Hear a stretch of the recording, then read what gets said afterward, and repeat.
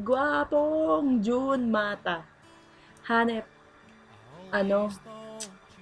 Sobrang hanep. Wala akong masabi. Sobrang gwapo mo, te. Ano ba? Bakit ganyan? Bakit kasi nilang ng ganyan? Na-insecure na talaga ako. Hirap na akong tumabi sa'yo. Or tumingin sa'yo. Dahil sa sobrang gwapo mo, na-insecure ako. Hindi, joke. Joke lang, June. Sobrang gwapo mo, tapos sobrang bait mo pa, tapos wala ka pang, siguro walang imbierna and stuff. Basta gusto ko lang sabihin, June, ito lang. Ituloy mo yung pagiging palaban mo. Alam ko palaban ka eh. Nax, savior kita, 'di ba? Palaban. Nalala mo 'yon?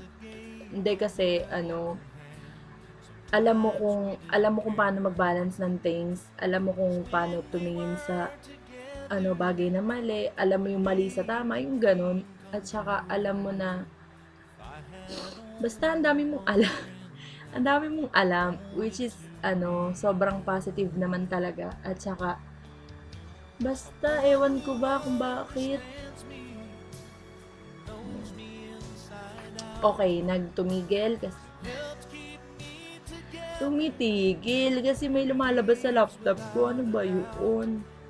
Basta basta magpakabait ka pa rin, magpakabait ka lang lalo. At saka basta tuloy mo lang yung pagiging ganyan mo, yung kengko, yung kalog, yung basta the best ka, June, alam mo yan.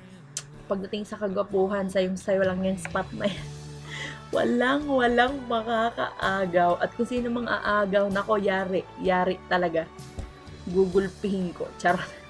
Pak na pak sa kagwapuhan award. Hindi, thank you, June. Thank you talaga, sobrang thank you. Kung para saan hindi ko alam, basta thank you. Sobra.